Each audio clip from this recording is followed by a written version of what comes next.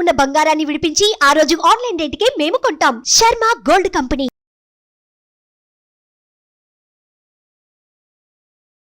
నమస్తే, welcome to Suman TV. నేను మీ యామ్ని. ప్రస్తుతం మనతో ఉన్నారు ప్రముఖ ఆధ్యాత్మికవేత్త, జ్యోతిష్య రత్న డాక్టర్ శ్రీమతి కోనాల భాగ్యలక్ష్మి గారు ఉన్నారు. అమ్మతో మనం మాట్లాడదాం. నమస్తే అమ్మ.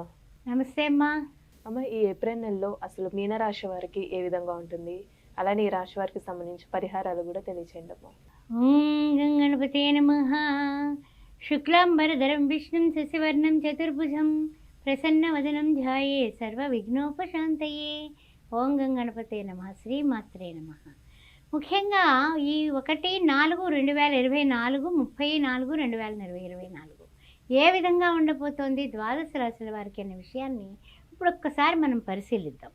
2వ తారీఖున బుధుడు వక్రంలోకి వెళుతున్నాడు. అదేవిధంగా చూసినట్లయితే 10వ తారీఖున మీనరాశిలోకి వెళ్తున్నాడు మళ్ళీ బుధుడు. అది ఆ విధంగా బుధగ్రహ సంచారం ఆ విధంగా ఉంది. 14వ తారీఖున రవి మేషరాశిలోకి వెళ్ళబోతున్నాడు. 24వ తారీఖున మీనరాశిలోకి కుజుడు ప్రవేశించబోతున్నాడు కుంభం నుంచి.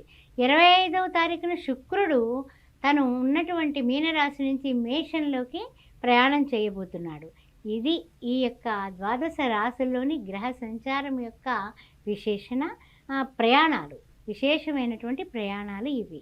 సరే, ద్వాదశ రాశుల వారికి ఏ విధంగా ఉండబోతుంది అనే విషయాన్ని ఇప్పుడు మనం పరిగణలోకి తీసుకుందాం. మీనరాశి వారికి ఏప్రిల్ నెలలో ఏ విధంగా ఉండబోతుందంటే, పురాభద్ర 4వ పాదం, ఉత్తరాభద్ర, రేవతి నక్షత్రం. ముఖ్యంగా చూసినట్లయితే కనుక ఉగాది వరకు ఏ విధంగా ఉండబోతుందో మొట్టమొదటి మనం పరిశీలనగా చెప్పుకుని ఆ తర్వాత ఉగాది తర్వాత చెప్పుకుందాం. అయితే ఉగాది వరకు కూడా చిన్న చిన్న కుటుంబంలో చిన్న చిన్న పొరపచ్చాలు, వైషమ్యాలు అవి ఉండడం వలన కాస్తంత అటు ఇటుగా ఉంటుందని చెప్పచ్చు. అయితే ఏంటంటే కనుక పట్టుదలతో విద్యార్థులు చదివితే తప్పనిసరిగా మీరు మీ గోల్ రీచ్ అవ్వగలరు. అంతేగాని సోసోగా చదివితే సోసో ఫలితమే ఉంటుంది. ఆ విషయాన్ని గుర్తుపెట్టుకోండి. తర్వాత ఏంటంటే కనుక అకాల నిద్రాహారాలు లేకుండా చూసుకోండి. మీరు తిండి సమయానికి తినక ఆ తర్వాత నిద్ర సరిగా పోకపోతే మీ ఆరోగ్యం దెబ్బతినే అవకాశం ఉంది. జాగ్రత్త. ఏలినాడు శని దోషం నడుస్తుంది. ఒళ్ళు దగ్గరట్టుకుని ఉండాలి మనము అనే విషయాన్ని గుర్తుపెట్టుకోండి. ఇలా ఏం మొహమాటం లేదు.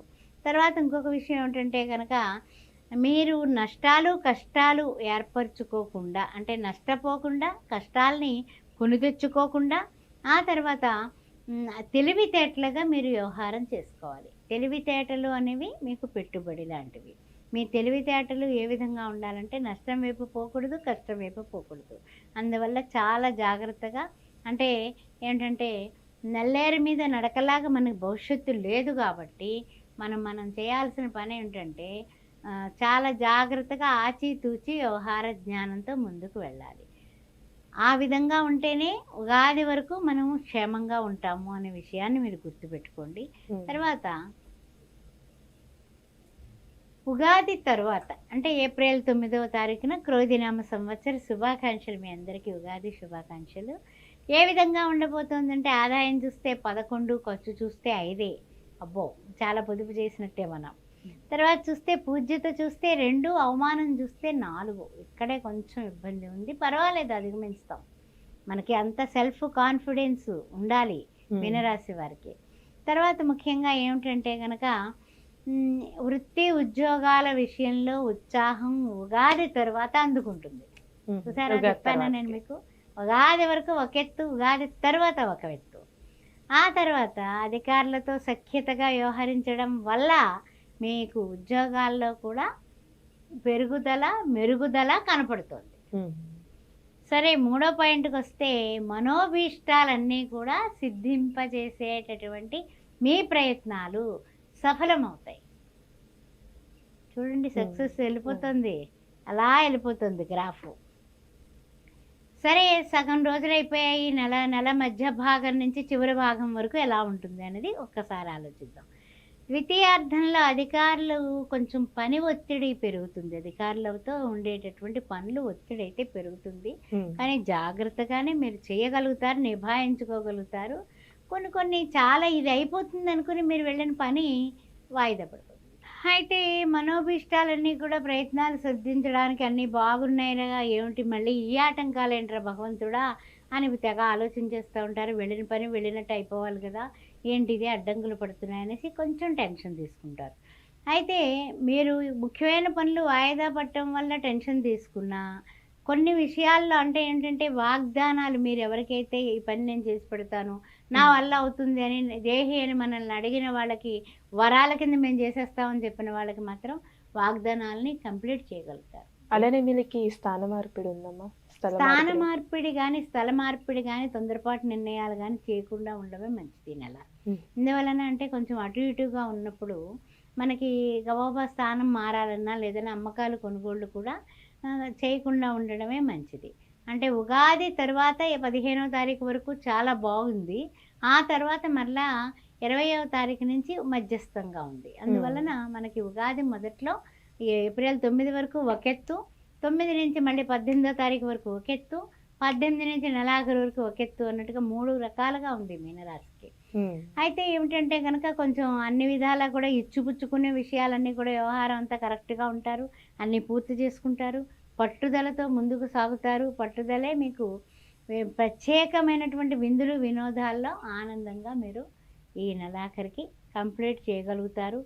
ఆర్థికంగా ఇబ్బందులు అంటారా, ఆర్థిక ఇబ్బందులు మామూలుగానే ఉన్నాయి. ఆర్థిక ఇబ్బందులు ఉన్నప్పుడు ఏ విధంగా నువ్వు స్థల మార్పిడి, ఇల్లు మార్పిడి ఎలా చేయగలుగుతారు, కొనుగోళ్ళు ఎలా చేస్తారు? అప్పులు చేసుకోవాలి కదా.